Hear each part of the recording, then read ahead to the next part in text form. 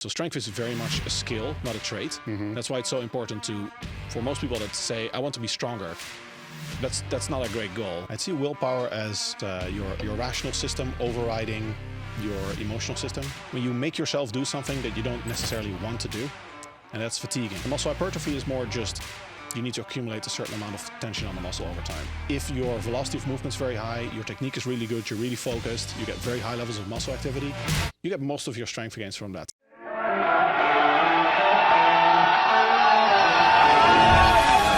It's time to sit down, keep it real, and cut the bullshit. Welcome to Table Talk.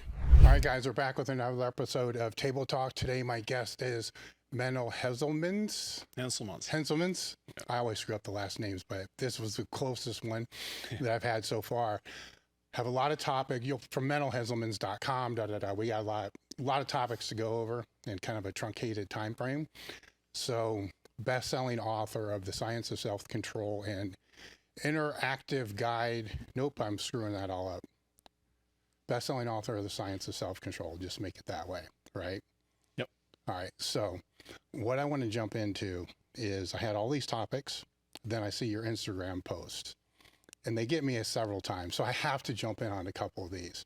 So the first one I want to jump in on is the swearing helps the exercise performance. It does. In the sense of swearing helps you express emotion and causes arousal, not in the sexual sense of arousal, but just in the physical sense of riling you up. And that has a pretty consistent effect in research on exercise performance. The mental effect is very real. Most people that go to the gym just don't push themselves truly to utter failure. There was even a meta-analysis on this that the average person in the average gym, so very different crowd from people that go here to elitefts, they on average train about 8 reps away from failure, which is like a warm-up set for most people that train here. Yeah. So for the average individual in particular, there's this huge reservoir of effort that they can tap into from volitional failure, as we call it in exercise science, which just means you kind of give up, to true momentary muscle failure. So swearing helps for that for people. Supervision helps for that. Being encouraged helps for that. And you also see it in people that are not that are clearly very motivated. There's just, for example, there's some research that if you tell a Navy SEAL before they do one of their physical tests, you tell them good luck, just good luck, they will perform a little bit better. I'm interested now because some of the research that I've seen on reps in reserve have shown, so you said average person, so I think we're going to have to define average person to the non-average, which in our world would be the people that actually train, right? Where typically they all fall within 2 reps of reserve, because that was one of the criticisms earlier that I had about the reps in reserve is how do you, not the reps in reserve, the RPE, the criticism I had with that, because how do you gauge that, right? And if it's 2 reps in reserve, and then across the board on a lot of these studies, they were showing most people would fall, within that range, which kind of means if you're going to prescribe 2 reps in reserve to group A, the ones that actually have been training for a while, they're pretty close. But in the average person, which you're speaking of, it's this wide gap. So who would be the average person? How many training years would they have? Like 0? So interestingly, training experience itself doesn't seem to matter that much. It's in large part related to motivation, I think, some character traits like grit. Because there's even research that the reps in reserve skill, people don't get that much more accurate at it if they just from experience. Probably because there's not feedback directly. You learn if you tell yourself, or you say, okay, I'm going to go 2 reps to failure. And then after you've done that, you say, okay, now I'm actually going to go to failure. And then you're like, oh, I did 3. And then you can kind of recalibrate mentally, like, okay, this was not 2 reps to failure. But many people don't do that. So many people are just like, oh, you train? I was like, it's 3 reps to failure, and I stopped the set. But if you just do that, you never learn, right? There's no feedback. Yeah. So if you do these types of studies with the average powerlifting crew, if you've got a sample here of the people that lift in your gym, they're going to be very accurate. Still, most people find that there's that 1 extra rep that they could have done. Most people still underestimate themselves a little bit, but it's only 1 rep on average in a powerlifting community. Average gym, much more so. The person that sits on a leg extension for 20 minutes and then Yeah. is on their phone for 6 minutes in between sets. Yeah. So if we take that and kind of peel it back into one of the topics that's in your book is when you're speaking willpower, right? That has come up on a lot of podcasts that I've done. And the way that I've perceived this is it's kind of the same as hard work. Like, well, what is hard work? Well, hard work's the hardest that person's ever worked before, so how would you define willpower? Because all this grit, as the conversation continues, all these things kind of just peel back into that. And the one thing that I've seen is having lifters on and just anybody that's been in a profession where they say that they've been all in is the longer that they're in it and the more time and decades they have behind them, the more they realize, yes, they were all in, but they were only all in on the things that they wanted to be all in on. As they get older, like they weren't all in on sleep or they weren't all in nutrition and so forth. There's a gap, right? So willpower is the thing that always comes up. So how would you define willpower? I'd see willpower as cognitively, you can kind of think of it as your rational system overriding your emotional system. It's when you do something, when you make yourself do something that you don't necessarily want to do, and that's fatiguing. At some point, you cannot allocate the resources anymore to actually do the thing that you want to do, or you think you want to do, or the thing you need to do, rather than the thing that you want to do. So, for example, if you're filing your taxes, yes, you get this fatigue, this sense of boredom. And in a lot of ways, willpower failure and fatigue and boredom, they're very closely related and they're almost the same thing. You are doing something that you think you should be doing, but you're not intrinsically motivated to do. And the longer you can keep your attention on that, that's essentially willpower. Willpower failure is attention resource allocation failure. You can no longer focus on something that you want to be focusing on. And during a set, it's the feeling of pain, of discomfort that is creeping up as you get closer and closer to failure. That's telling you, stop, just stop. We seek comfort. We just want you to relax. And the longer you can ignore that and just push through, that's willpower. And so people have more willpower failure. They have an easier time pushing themselves way beyond their comfort zone. Well, with that definition, you're starting at the actual task. But what about the procrastination of the task? For instance, there's a lot of things that I have to do that's just part of my job that I don't like to do and I don't want to do. And if I don't catch myself, I can spend a half an hour procrastinating something that if I just do it would be over in 4 or 5 minutes. Yeah. So how's that play into it? Procrastination is very closely related to it. If you have like ultimate willpower, then you could also just will yourself to do that. But it's a little bit different. It's also tied to motivation in that, you won't procrastinate on things that you intrinsically like doing. So it's very closely tied to willpower in that sense. But there are some other mental things that, some tricks also you can use when it comes to procrastination. Procrastination is very closely related to willpower, but researchers typically distinguish between the things. One thing that I like a lot is to make yourself a promise that you're going to do at least one part of it.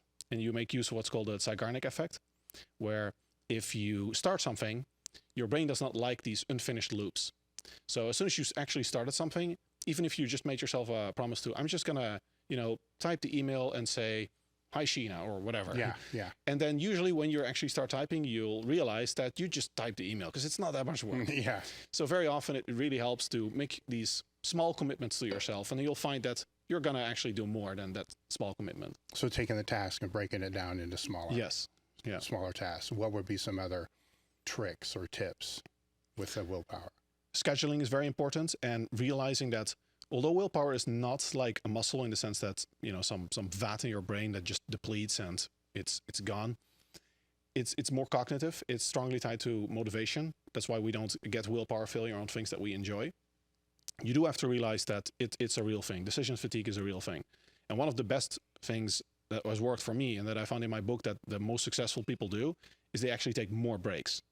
So we have this idea that, you have to just grind and grind. And if you're not getting what you want, you just grind harder. And if you're Arnold Schwarzenegger and you're just one of those individuals that has no off button and they sleep 4 hours per day and they just keep going, it's more of a deficit that they have, right? They just have something that other people don't. They don't, or they lack something that other people don't. They just don't have an off button. Most people are not like that. And then it's good to realize that you need breaks. You need happiness in your life. You need to do things that you actually like doing, because you cannot just, humans have not evolved to just do something all the time that they dislike doing. Everything in your body is fighting you when you try to live life that way. So you need to have things in your life when you're doing things that you don't like, that you can break up these activities and actually get some enjoyment, some pleasure. And that actually resets your willpower. Where I'm conflicted there is, I'm trying to think of an example that there's some things that once you start doing, if it's a tedious thing that you don't like doing, and there's like a whole lot of it, it's for me personally, it's easier just to rip through the 4 hours of the shit than to break and then have to go through that whole crap again. Like, I don't want to do this all over. But then what I'll run into is you're just shot afterwards. Right? Yes. So is that kind of what the research will show, is if the breaks were in there, then once that's all, say instead of the 4 hours, maybe it takes 6. But then afterwards, I'm not going to go home and just watch baking shows for 2 hours. Yeah, I'm not a fan of taking a break on like a 90-minute timer or something. If you're still in the flow, if you're still working hard and productively, then keep going. But as soon as you start noticing, ideally you start to notice the point at which your attention is dwindling, because many people get into this zone where it's like, okay, they're answering emails, and you answer 5 emails, and then you go to 6, 7, and then an hour goes by and you've answered 8, and then the afternoon's gone, and it's like, oh, now you're at 9. So in the last 2 hours, you just answer one more email. So you want to preempt that and be at the point where you start realizing, okay, now my productivity is clearly decreasing, and then you stop, take a bit of a break, and then you can keep going and you can be way more productive. You really want to avoid this is the non-scientific term, the fuck it effect, where at some point you're just exhausted, you just don't want to do it anymore. That you really want to avoid, because then there's usually a much longer break that you require. You also see that with food, by the way, when people try to stick to their diet, and at some point, if you just break, then they just go on a binge. So you really, if you could preempt that and just have an extra snack that is healthier or something, or just do something else, that's a whole lot better than just being like, oh, okay, fuck it, and now you just have whatever you want. So, God, I didn't want to get into the GLP-1s, but because that impacts, you know, from what they're seeing, willpower, addiction, and stuff like that. So by what mechanisms is that happening, right? And in some people, is that so hardwired that something like that would be required? So the main reason that dieting is hard and that most diets fail in research, and strongly in my experience, is hunger. When it really comes down to it from a physiological level, if you weren't hungry, you could just decide to eat different foods. It would literally just be a decision. You'd be like, oh, if I eat these other foods, then I get lean. If I eat these foods, I'm not getting lean. Okay, so I'm just going to stop eating the other foods. Maybe you'll miss the flavor, but if you didn't have any drive, it would be easy. It's like resisting seduction when you have no libido. It's much easier, right? So hunger in that sense is the root of all problems, and those can get a lot more mental, and there are a lot of reasons to eat that are not directly related to hunger. But if there's no hunger at all, most of these other problems also go away. So they're almost all strongly correlated in research. And what the GLP-1 drugs do is they just decrease the base drive to eat. And with that, essentially, you increase someone's self-control, you increase their willpower, you decrease their cravings, you decrease binge eating behavior, because when the primary drive to eat goes down, all of these other things also improve. How? Mechanistically, it literally just takes away the hunger at a very primal level. Like it just the receptors are not activated, essentially. The next Instagram post is the one that you just made, about the caffeine. So it's the post that you made was, you don't have to wait 90 minutes or whatever it was, but I want to broach that and go deeper into the whole caffeine thing to where I've heard you talk about it, placebo effect, and is there really effect at all, and how that lays out. So let's start with the waiting 90 minutes before you have the coffee or caffeine or whatever it is. I think that became a popular notion because Huberman floated it once, or he's been a proponent of it. I'm not sure if he still is. And people kind of went with it. But research never really supported it. And also anecdotally, if you think about it, most people that wake up actually feel their coffee very strongly. They need their coffee to wake up. So the idea that coffee doesn't work in the morning just never made any sense to me. And in research also it doesn't. And last year there was a study which confirmed earlier research that shows that the effects of caffeine in the morning, at least on physical performance, are actually larger. So caffeine helps offset the negative effects of your circadian rhythm, your biorhythm, that you have in the morning. So most world records are set in the afternoons and early evenings. And that seems to be strongly tied to core body temperature, which is elevated later in the day. Many people, they lift, they realize in the mornings, not all of them, but many people, they need some more warming up. And it literally comes down to core body temperature, which is not the same as like how warm you feel. It's more the internal temperature. That's higher in the afternoons and early evenings. That increases things like nerve conduction velocity, generally all the effects that you want to get from warming up, like your muscles are more supple, you're more elastic and stuff. All of these things, they improve with core body temperature. In the mornings, core body temperature is lower, and many people have lower performance. You can get used to it. If you normally train in the mornings, then you get used to that. Your performance in the mornings will improve. But even if you're not used to it and you just take a lot of caffeine, caffeine offsets that negative circadian rhythm effect. And it essentially just puts you back into, essentially it's like you're not fully woken up yet, and caffeine is just like, oh, okay, now we are, right? That effect, it makes caffeine more effective in the mornings because you get that effect and you also get the normal effect of caffeine. So just a complete myth, essentially, the idea that caffeine doesn't work in the mornings. It's one of those cases where you go by certain theory and you never check if that theory actually makes sense with the data that we have. I feel that's a common mistake from more like hard sciences, people that grew up with mathematics and physics and the things that we see as like the real scientists. They have these theories, and in physics and in mathematics, if you just have a theory, and in mathematics you can just prove it, and then you don't need to do an experiment to see if it's true, it's just logic. But then if those types of people go into things like biology, where it's like, yeah, there's this one thing that we understand, and this theory makes sense in these things that we understand, but actually the human body is a very complex system, and there's all of this other stuff going on as well. Yes. So what seems to be very simple reasoning just doesn't pan out in the real world. So where does the placebo effect come in with caffeine? Caffeine is a massive placebo effect because it's so well known to give you energy, and because almost everyone has used it. It's one of the I think it's the most widely used drug in the world because it is technically a drug. I think that's the main reason that we see it. I mean, there are experiments where if you tell people they're on caffeine, but they get a placebo, so they're not actually on caffeine, their performance improves more than if you give them actual caffeine, but you tell them it's the placebo. So it seems that the placebo effect of caffeine is even larger than the actual physical effect. And there's also there's no dose response effect of caffeine, which is crazy. If I tell you there's a drug, it does something. Like caffeine, clearly it does something. It does improve performance. That nobody disputes that. But I tell you, if you have more of it, it doesn't do anything differently. It does the same. And you can triple the dosage, quintuple the dosage, and it's still the exact same effect. That's crazy. For almost any drug, that's just wild. Well, that's interesting with the people that down pre-workouts like it's going out of style. Yeah. So dry scooping, stupid as anyhow. I think the whole pre-workouts are stupid as hell. But with that all aside as well. So with that in mind, the people that are taking triple dose aren't doing themselves any favors whatsoever. No. I think it's just easy to think that more is better. And a lot of people kind of underplay the side effects of caffeine. I have some, especially bodybuilders, they're kind of used to a lot of side effects.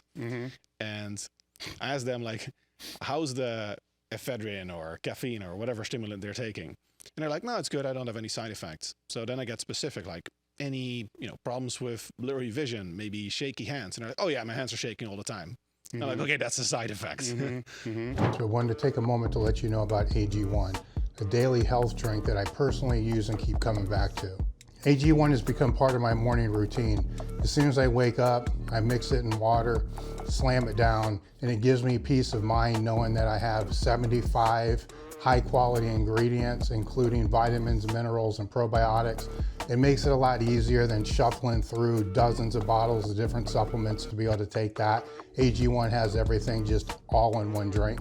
The best part about it for me is the taste. AG1, and I've tried other products too, AG1, it doesn't taste like grass. You know, it tastes great, and I can take it every day, which is important if you want to keep on a daily plan.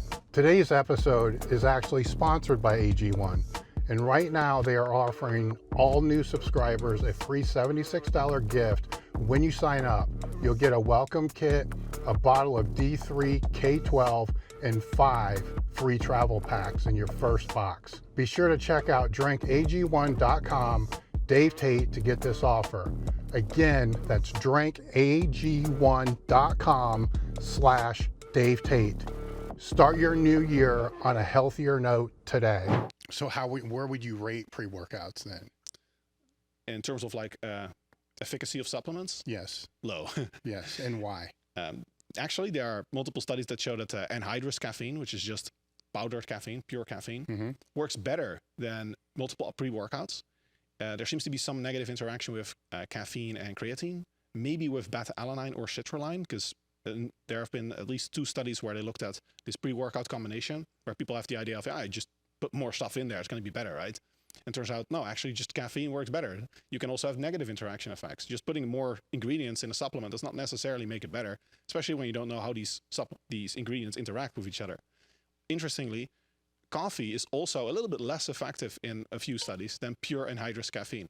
So there are studies where even if you give people decaf coffee and you add some anhydrous caffeine, they get a bit of a stronger effect than just the coffee. So there also seems to be some negative things in the coffee that reduce the efficacy of caffeine a little bit. Mm-hmm.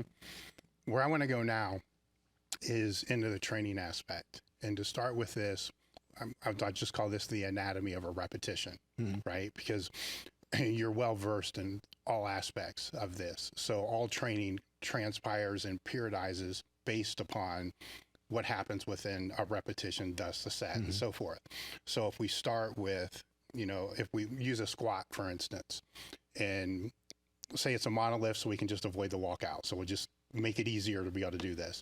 You have that start position, the holding position, and then the eccentric, then the amortization phase, right? Then the concentric, then the holding again, right? So when you start looking through the research on all these different phases, starting with, yielding at the top or just holding at the top, because that will play into if it's a strength set of 3 or 5, are they going to pause, reset, rebreathe to do, basically, is it going to be a cluster set of 3 singles, or is it going to be straight up and straight down? So when you're talking the yielding, it could be, I wouldn't say that's really isometric, it's more just a yield. What are the thoughts on that? Because for a power lifter, for instance, if they don't let the weight ground, and everything's stable and tight before they go, or if the weights are oscillating and the bar's moving, that's going to be different than if it's somebody that's using 95 pounds. But if they don't do that, from what I've seen, they're all over the place.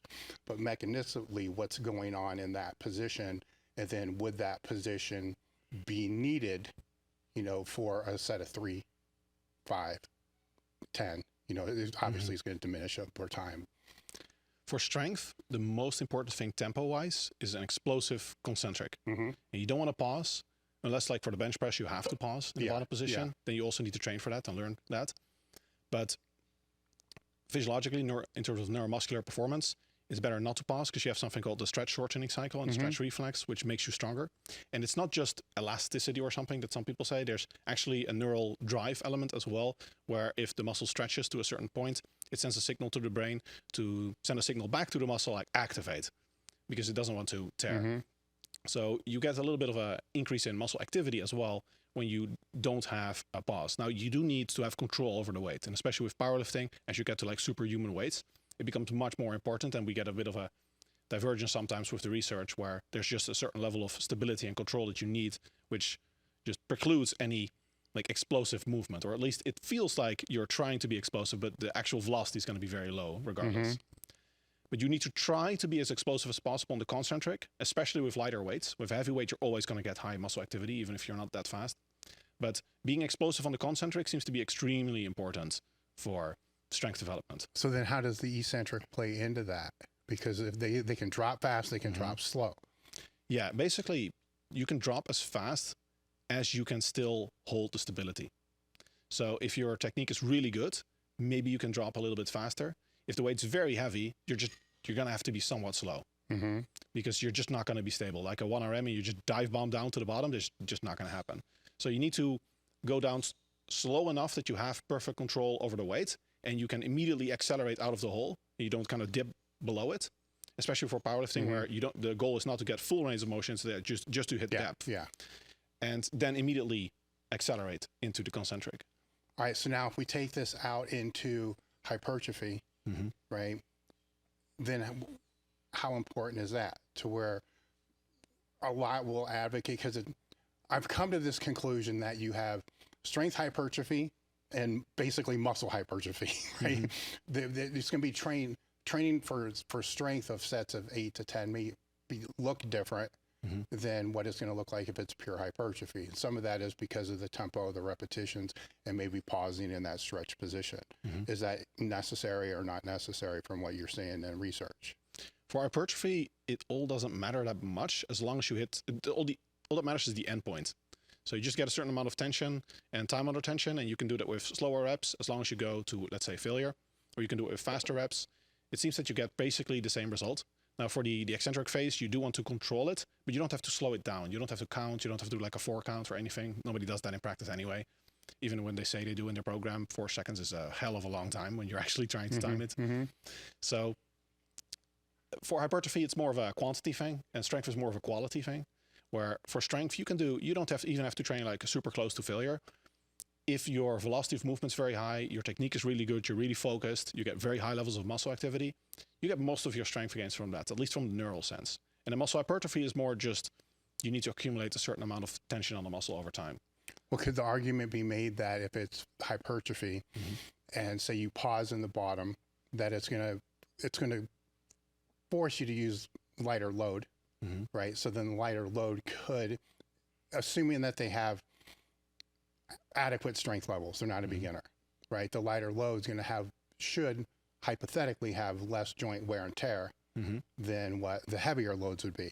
Yes. So instead of using 495 on the squat, they're using 315, maybe even 275. In my brain, the muscle's not going to know any different.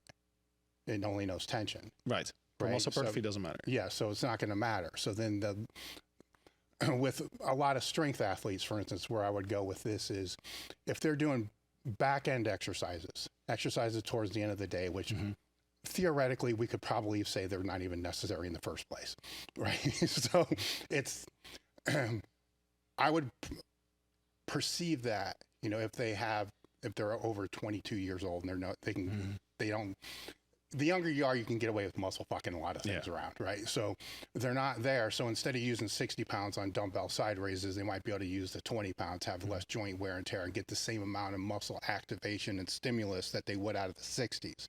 Would that be fair to say that?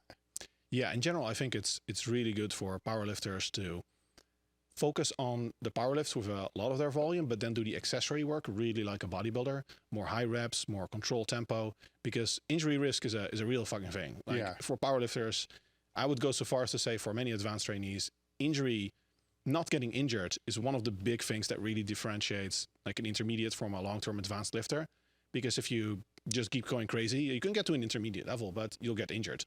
Like if you have godlike genetics, some people just don't get injured. They're made of titanium or something. But most people, especially when you get to you get really, truly strong, injury risk is a really, really big problem. And the more volume you can accumulate while reducing that injury risk, the better for muscle hypertrophy. And muscle hypertrophy in the long term drives a lot of strength development. So I'm a big proponent of that, like blood flow restriction training, slower tempo. Because, you can do 5 rep max lateral raise with explosive tempo. How much is the carryover of that to your bench press? It's still bad. Exactly. Very little. Yeah. To where the point I've been trying to harp on that, you're kind of validating this, is you're only really doing that to put more blood through the system, at the higher reps. And with that as well, I think it's important that they use the greatest range of motion they can on those movements as well, because all the other movements that they're doing on the top end, you're trying to use kind of the shortest range that you can to be the strongest that you can actually be in that.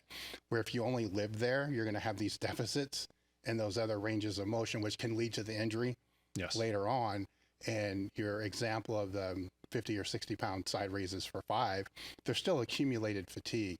And the longer somebody competes in any of the strength sports, they realize real quick that it's not a matter of who's really the strongest within 100 pounds plus or minus on a total. It's who's the healthiest come competition day. And everybody's going to get beat up. Everybody. It's part of it once you've been in it for a while. It's who can sustain the least amount of damage to be able to display their strength on a platform. Bodybuilders don't play into that because it'd be a stage, but there's a whole different type of training that kind of plays into that as well. But that could circle back into if it is a physique athlete, how important is it for them to have the strength? A physique athlete? Yes. That's highly debated. You could say it doesn't matter at all. Some research, but it's not the best research. In particular, one study from Brazil, they found that if you do like a strength phase and then you do an hypertrophy phase, you get a bit better results from the hypertrophy phase. Why do you think that is? Is it because they can use more weight? Weight itself shouldn't matter if the muscle activity levels are similar. Because if you just have a bigger muscle or higher muscle activity levels, but there's not more tension on each individual fiber, I don't see how that drives muscle growth. For a beginner, I do see it, because a beginner doesn't reach the same level of muscle activity as a more advanced trainee to begin with. But you'll usually see that after even a year of training or so, that is mostly taxed out, like maxed out. The body's not that bad. It's not like the body for an untrained individual, they only use like 50% of their muscle fibers, or you hear some myths like that, right? It's like the body's very efficient. It's not like you're just moving around, not using half your muscle fibers. So you can optimize that, and you get more muscle activity. Like a trained individual, they get more muscle activity than an untrained individual. But when you get to like really advanced levels of strength, that's pretty much maxed out. And most strength development beyond that point is more coordination. So getting better in the bench press, in a large part, you'll have things like reduced muscle co-activation. So the biceps will be activated less, because it acts essentially as a brake on the triceps. And the more smoothly and coordinated you can perform the movement, the less biceps activity you need. It's like how fast can a race car drive while pushing as little on the brake as possible. Like the less you brake, the better the driver, basically. With muscle hypertrophy or with strength development, it's very much like that, where most strength development beyond that early stage where you actually get increases in muscle activity, most of that's just coordination of the movement. So strength is very much a skill, not a trait. That's why it's so important for most people that say, I want to be stronger. That's not a great goal. Like, you can just be stronger. You can be better at certain lifts. Technically, it's like the way we talk about it in our language, as strength as a trait, like be strong, doesn't actually make sense, because is a powerlifter strong by most standards? Yeah, absolutely. But maybe they won't perform that well at Olympic weightlifting. Are Olympic weightlifters strong? Most people would also say so, right? Or a strongman. So we have all of these different expressions of strength. And what you want to get better at is very important, because that determines how you should train. If you are a powerlifter, you should squat, bench, deadlift, and spend a lot of your time on those lifts. You're probably not going to do much Olympic weightlifting. You're probably not going to do a lot of strongman stuff. It's really, really specific at the extremes, how your strength expresses itself. So it's very, very movement specific. Are you looking to boost recovery, enhance your sex drive, and improve performance in the gym? Do you think your hormones are out of whack and you're tired of getting the runaround from your doctor? You know, things like your hormones are just fine, stop lifting heavy weights, etc., etc., etc. I know what that feels like, as I've been down that road most of my life. This is why we've partnered with Marek Health. Marek Health is a premium telehealth platform that specializes in hormone optimization and preventative medicine, ensuring a better quality of life. Marek Health offers a TABLETALK panel tailored for our listeners, featuring comprehensive tests like total and free testosterone, sensitive estradiol, and advanced markers like lipoprotein A and IGF-1. These comprehensive panels of up to 84 carefully selected biomarkers allow you to identify areas of enhancement and maximize your physical, cognitive, and sexual performance.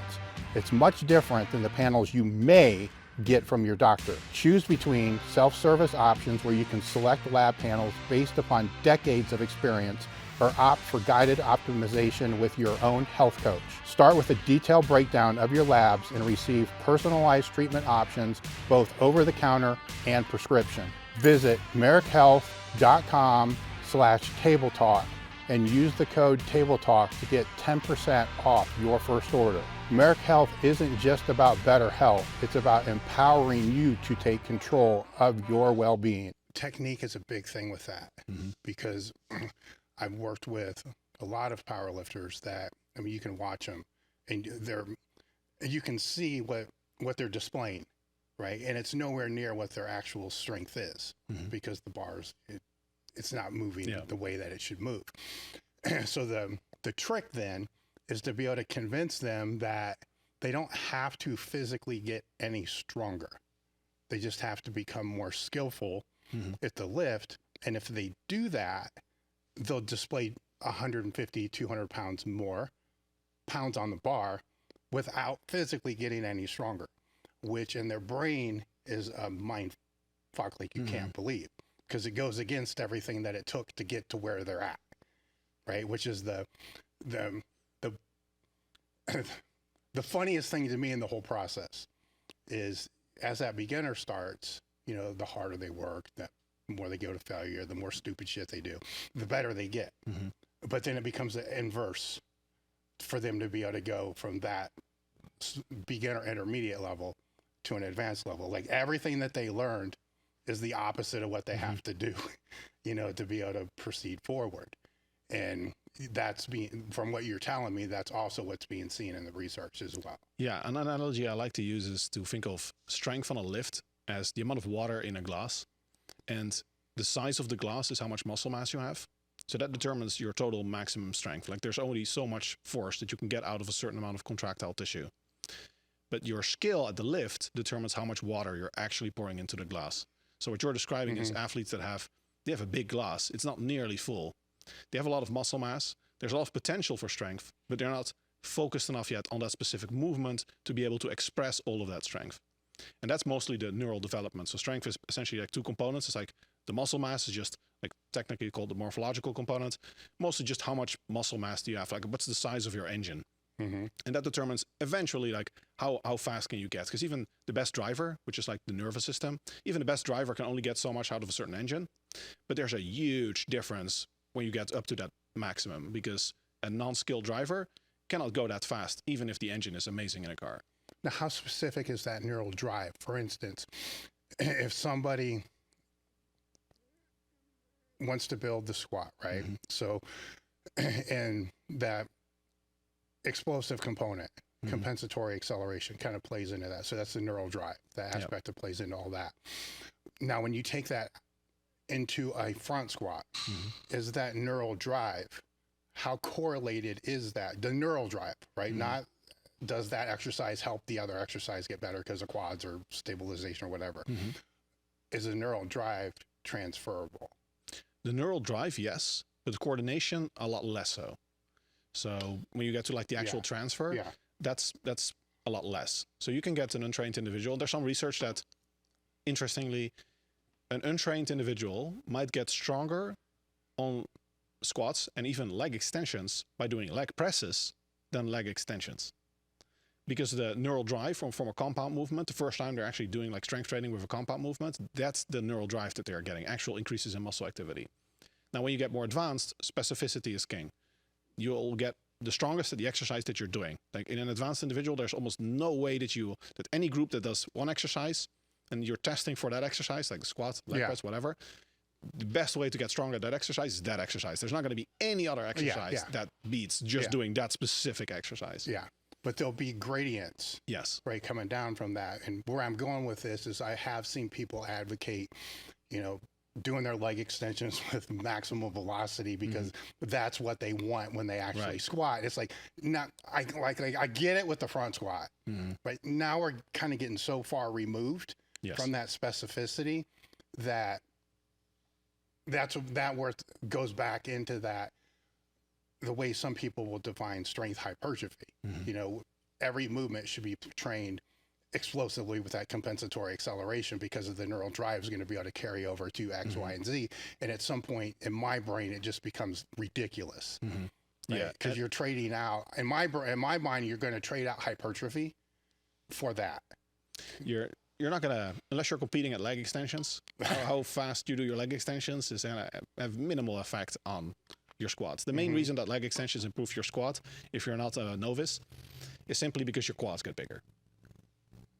Which plays into that. A bigger muscle is going to be a stronger muscle, which kind of goes back into, if the strength athlete should train the accessories like a bodybuilder, because it hypothetically should develop more muscle.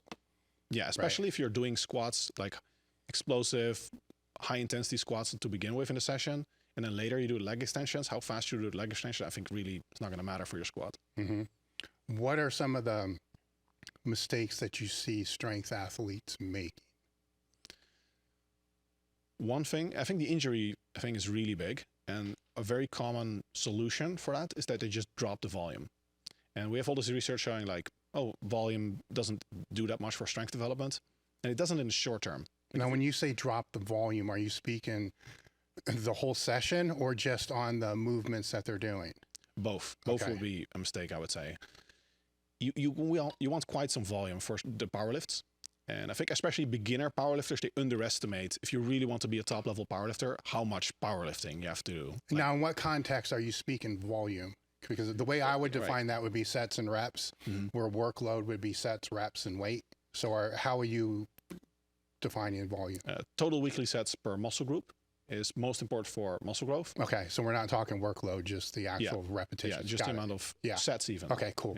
Yeah. So dropping the number of sets is something that should be a last resort because it's the strongest driver, especially of muscle growth. And in the power lifts, sets, how many sets you do, and frequency and intensity are extremely important. Like the best way to get better at the power lifts is to do a lot of the power lifts, do them heavy, do them frequently. But that's, for a lot of people, quite injurious. Like it takes its toll. And a few ways you can go about that is, I just do less. Well, that's an option, but it should be a last resort. Like at some point you just have to do less, right? Your body just doesn't tolerate more. But if you can do a lot of accessory work like a bodybuilder, like we've been talking about, slower tempo, higher reps, that will really reduce the stress for a lot of people. And you can accumulate more volume, get more hypertrophy, because in the end, you do need that size. Like strength and size, a lot of powerlifters, they learn, okay, there's a big difference. But in the long term, the difference is not as big. So in the short term, you can get a lot stronger on exercise, mostly via neural drive, via better coordination, even without gaining any muscle mass. But long term, in powerlifters, we see that the correlation between strength and size becomes super strong. In fact, if you get a bunch of powerlifters for a show, and this research has literally been done, you put them in a DEXA scanner, you just see who's the biggest, and the ranking is going to be almost identical to the actual Wilks score or powerlifting score, IPF scores. And that's crazy, right? Because we think of powerlifting as like the sport that is the most strength over size. But long term, you need the size, right? If you want to maximize everything, then, and you're talking about top powerlifters, you need both the size and the coordination. Well, it's interesting because if you look at the top powerlifters and you take the adipose tissue away, and then you compare the muscle and the prime movers to what a pro bodybuilder would be.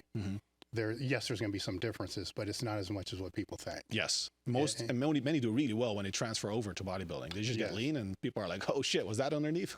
Yeah, exactly. And it's that kind of gets lost in that whole thing. So when you talk about, changing the volume. So if they're injured, say, depends how injured, right? They can reduce the weight of the squat, keep the volume the same. So that would be one instance. If they can't squat, they just increase the volume on all the other stuff that they're doing to match what that volume would have been there. Yep. So then how does workload factor into that? Because if they are taking the squat and they pull that out, then they got to replace it with some accessory exercise. The load's going to be less than what it was if you're to look at the workload over a whole week or whatever it's going to be. Does that have any correlation? For muscle hypertrophy, the load's almost irrelevant. It's one of the biggest revelations in exercise science of the past decade or so, that we now have very, very strong evidence that as long as you go to a certain proximity to failure, let's say to failure, then anywhere in the rep range of like 5 to 30 repetitions, you get equal gains. And that's something that almost nobody, even the top exercise scientists, were like, nah. Yeah. And it's just been replicated and replicated. Yeah, you can, if you actually do it, and it's hard. Many people seriously underestimate, especially a compound exercise. A true 20 RM or a 30 RM is very hard. Oh, it's hard. Yeah.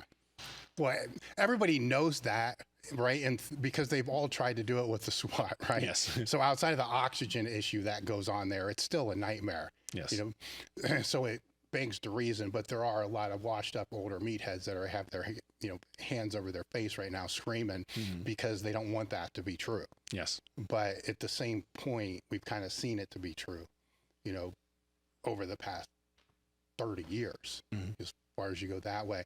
So then how do you look at the deloads if they're put in there for the strength? Then we'll talk about the hypertrophy, but for strength. For strength, you can do deloads either more like speed work. That would be like a very serious deload. Speed work has a really good kind of stimulus to fatigue ratio for strength because it induces almost no neuromuscular fatigue. But just speed work is not going to make you that strong. Like, you need high intensity lifting.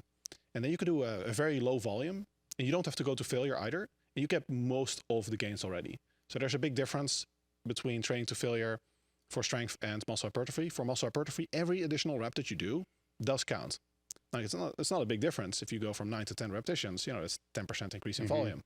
And for your next set, it's going to be even less because now you're more fatigued after the first set. So sometimes people don't even end up with more reps in total. So we see small effects, but there's an effect. And it's just the total amount of reps extra that you did by training harder. And that determines, you get a bit extra growth from that. For strength, there's essentially no effect when you're pretty close to failure of going to failure. If anything, there's a negative effect in research because if you do it earlier in the set, your quality of your remaining sets decreases. And that seems to be more harmful than the positive effect of like that one extra rep that you did. Because that one extra rep, especially if it's like a super grinder rep, your technique's probably not as solid, velocity probably wasn't that high. So that's not worth sacrificing muscle activity and velocity and performance for in your next sets just to get that one extra rep. I'd say in a way you can kind of look at failure differently. Because if a top lifter is doing a triple and they miss the third rep, they're typically not missing that because of muscular fatigue. They fell out of the groove. They fucked something up.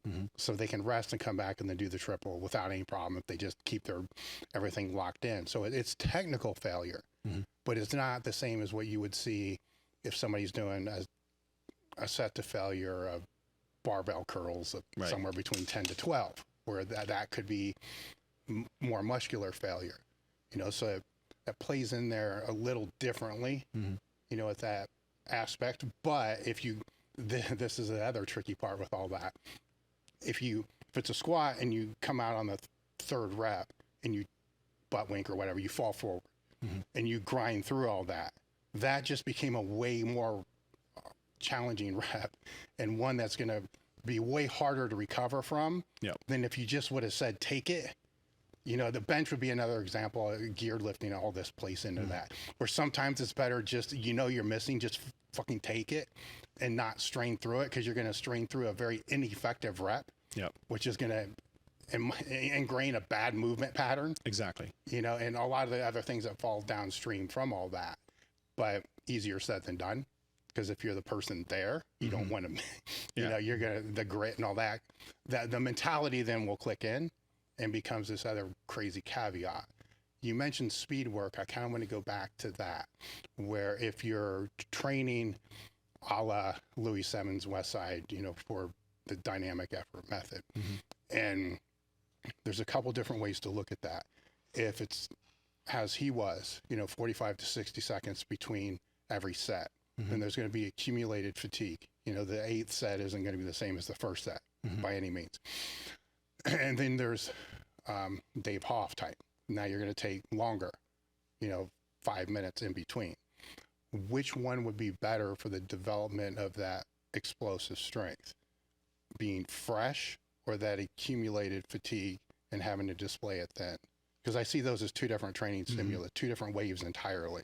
Yeah, I would reserve things like hypertrophy work for when you're already fatigued, and things like speed work, coordination, Olympic weightlifting exercise in particular. They are by far best done when you're fresh, because the motor system is still optimized for high levels of muscle activity. And you also don't get that much fatigue from those exercises. So you can do hypertrophy work after strength or speed work and everything, and that's fine. But if you do your speed work after your hypertrophy work, the speed work suffers a lot. But in the example that I'm giving, it's still first. It's just one would be 8 sets with 40 to 60 seconds rest. The other being 3 to 5 minutes between. Yeah, I would take longer rest for most strength and power work. If you have the time, right? Because if you're talking time efficiency, it might still be better to take the shorter rest just to get more volume in if you have, say, an hour. But if time is not an issue, then longer rest periods are almost universally better for strength development, power development. All right. So there would be no added benefit of the accumulated fatigue of the 6 or 7 sets that came prior to, say, the 8th, if it's shorter rest period. No, assuming you were warmed up, the only way that you can get an improvement in performance would be something like post-activation potentiation, but that requires that you do a higher intensity lift before. So you can do that, do like a 1 rep max, which is not like a true 1 rep max, but just like a solid single. And then you drop the weight to 80%. And then in the next, well, if you want true post-activation potentiation, you actually need to do it within 60 seconds because it's a very short lift. And then you might feel that you're actually more explosive. You also kind of feel that when you hold the weight, you're like, whoa, this is super light. Yeah. But that disappears quite quickly. You can actually be more explosive. So you can do like heavy single and then speed set right after that.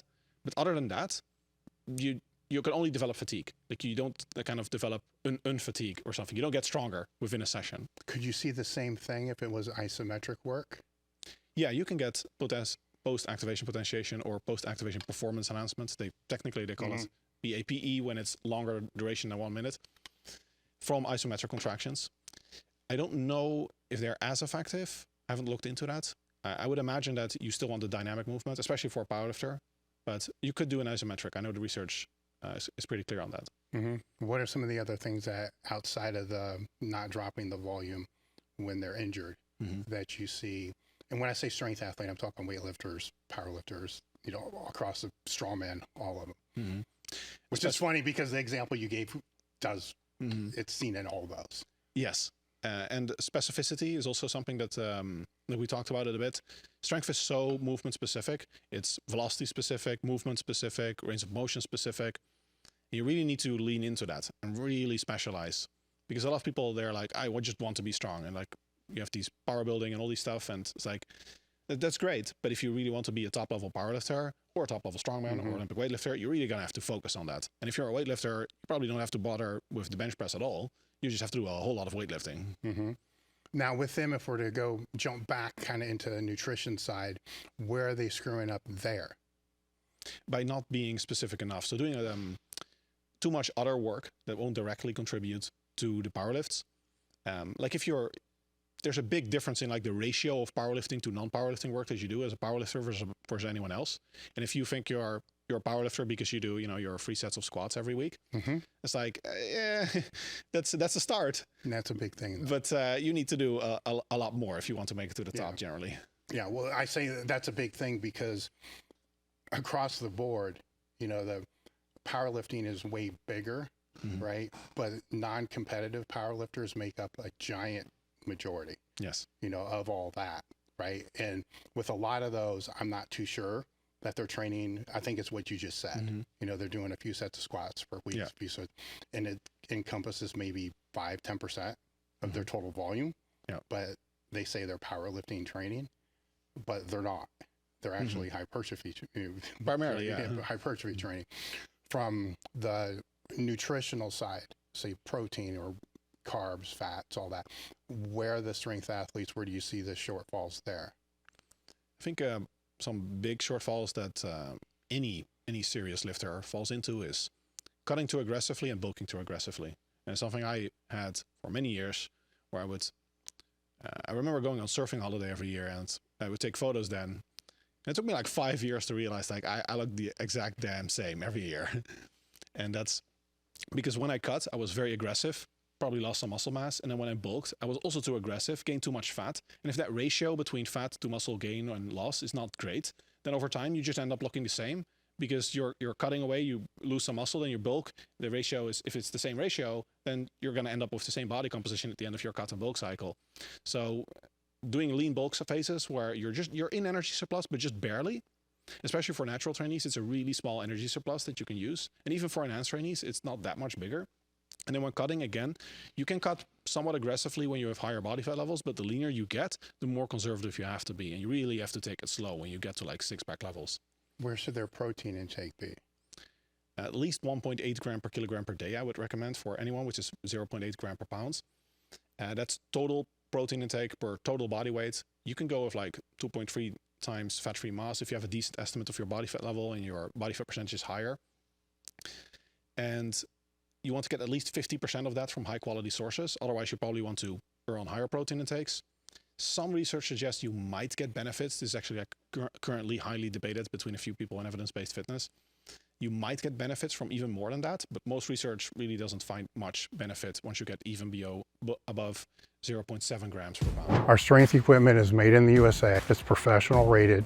We customize it to whatever your needs are. If it's just logoing to designing a completely brand new piece of equipment. The reason I got into the equipment game to begin with is a lot of the equipment I was looking for example, like a leg press, I couldn't use a wide enough stance to help build my squat out. So a lot of the equipment that we've come up with and that we've put out is built for that reason, because it wasn't on the market or it was built like crap in the first place and didn't have any carryover. So check out our website, elitefts.com, strength equipment, or get a hold of one of our strength equipment specialists who have been selling strength equipment for over a decade, as well as being coaches in the industry. Website, Top Toolbar Strength Equipment, or look for the rectangle on the front page that says Strength Equipment Specialist and click on that to speak to one of our specialists today. I was going to say, when you say even more, what does that constitute? You know, because it would be like a good recent analysis by Greg Knuckles suggests the break points, like the point of maximum benefits is around 2 grams per kilogram, which is 10% under the 1 gram per pound level. So we're like 0.9 gram per pound and maybe even 1 gram per pound. But then you're really going into like, I want to be absolutely sure I'm not leaving any single gram on the table, and I don't trust the research. I don't think it's accurate enough, so I'm going to add like a big safety margin there. For most, that's harder to do than people make it out to be if they're going to get it from actual food, right? So hell, even most of the top lifters, I know half of that's still coming from some supplemental protein source, because that's a lot of protein to be able to eat unless you've been raised around that. You know, you've been doing it for so long that every time you sit down, you're thinking protein first. That's not most people, you know, especially when they first come into it. But they get, and this would be where the misconception is, that they get fed, you know, from bros in the gym, gram per pound, you know, and they go from maybe eating 50 grams, maybe, you know, to now having to eat 180. You know, then out of that, they keep the 50, but then the extra 100 is coming from protein shakes and shit like that. So how much should be a guideline to be able to allow that supplementation to take up? You don't need that much supplementation, but it is very convenient. Most protein guidelines are based on getting at least 50% from high quality sources. So most of these people would get ample of that. And you can count all your carbs, you can count the protein in rice and veggies, everything. It all counts. So you can get it from protein powder, but you're not going to get a lot of benefit above 0.8 gram per pound. So if you're already struggling a lot and you're not like 10%, 5% body fat, then 0.8 gram per pound is most likely going to satisfy like the vast majority of your gains. If you get that very consistently every single day, then you're good to go. What topics are you delving into right now? Like, what are you passionate about learning now? I have a few studies that I'm currently doing, and they're currently, some of them are already under review. Fasted training, not a fan. I don't think this research is going to change my view on that. Well, when you say fasted, how long? Let's say overnight, or anything more than 5 hours, 4 hours is probably not ideal. You want some carbs, some protein at least. Doesn't have to be much, but at least a little bit. And I'm looking at the effects of how well people can feel muscle activity, which so far doesn't seem very promising. What do you mean? What do you mean? Like you're doing a lift and you're like, oh, this is like really good for my biceps, but I don't feel my back that much, so I don't think it's going to be great for my back. Actually, the research we have and that we're currently working on doesn't show that people are very good at that, at least based on like EMG or MRI based on some other research. So, which is also like most, especially untrained individuals, they'll ask like, what is this exercise for? Especially if it's a more complicated exercise, right? We don't have this intuitive sensor where it's like, oh, this is 80% biceps, 20% for my traps, 70% growth in my lats. It's like, it's pretty rough. And some exercises you just feel better than others, but it doesn't necessarily mean they're better.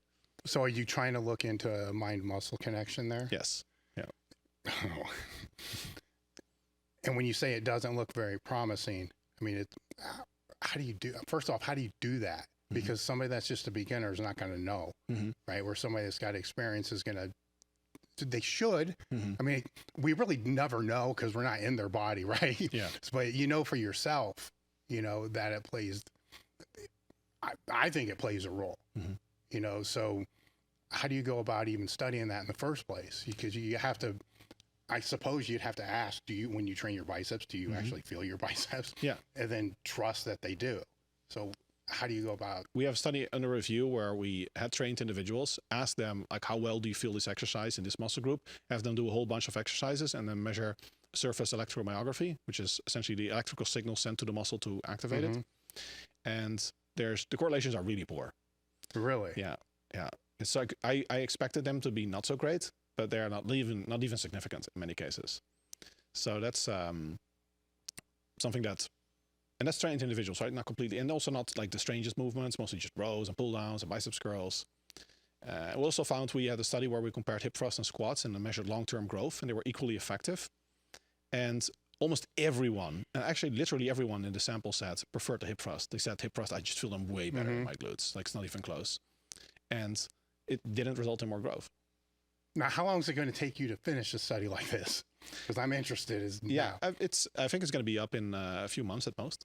Because this is fascinating. Because I would think that it would be the opposite. Almost everyone does, yeah. And that it's not is blowing my mind right now. Because it's still fucking me up right now. Because I'm thinking like a lat pull down, right? Because if you or I are doing a lat pull down, right, we're going to really try to make sure that we're feeling the tension in our lats. So it doesn't become this movement to where our form changes and then we're predominantly just using all bicep, right? To where that may not form aside, that may not make a difference. Yeah, I think that we have, as lifters, overemphasized the role of the feelings in that sense. And it seems that as long as you get the mechanical tension in the muscle fibers, they're going to grow. So the feelings could simply just be allowing the lifter to be able to position their body in the best technical way. Yeah, you can definitely use technique, and there's some research on that if you tell people, one study looked at this, where you tell people just get the weight up with biceps curls, and they got less growth than a group that focused on like intensely squeezing the biceps. And I think that's not because they were squeezing the biceps, because it didn't work for the quads in leg extensions. And the difference between those is you can't cheat a leg extension, right? It's the same technique. You're in a fixed movement pattern. So it doesn't matter what you focus on. All right. But for a biceps curl, you can do like Arnold Schwarzenegger, like throw the weight up cheat curl, or you can do it like very strict. And although a recent study didn't confirm this, in that study they did find you get better growth when you do it strict. So the benefit, or there may be a benefit there, but it's not the reason that everybody thinks it is. Exactly. So you can use the mind-muscle connection as a tool to get better technique, and that might allow you to gain more muscle, get better muscle activity. But whether you feel it or not inherently may not actually matter. Well, that's like every damn thing I've ever seen in strength sports, though. The proposed reason why something works almost always ends up being not the reason why it works, but it still works for a different reason. Yeah, which is why you guys do what you do. Yep. Which I appreciate that, because it helps to be able to do that, but it creates these avenues, for the online bullshit, bickering, debate, because some people are married, to their reason why. Very much. Right. And you're not saying it doesn't help. Yep. It just helps by different mechanisms. Yes. Yeah. How can somebody go about finding you? MennoHenselmans.com. I'm mostly on Instagram and YouTube these days because blogging, nobody reads that anymore. Yeah, So, we know that. yeah, YouTube and Instagram is mostly. And if you want to like a tour of my most popular contents on my site, MennoHenselmans.com, you can get subscribed to my free email course. You get a newsletter, almost most popular contents. All right. Well, thank you for coming out. This has been great. Buy his book and check his website out. You don't want to leave people stranded. If we're going to do this, because somebody's going to have to always be there. Yeah. You know, one of us would have to always be there because it was a different. At the time, all of us started training pretty much together. You know, you were one of the first, you know, just to start training some of the lifts somewhere else. And your deadlift, you know, went through it went what, like 100 pounds For me.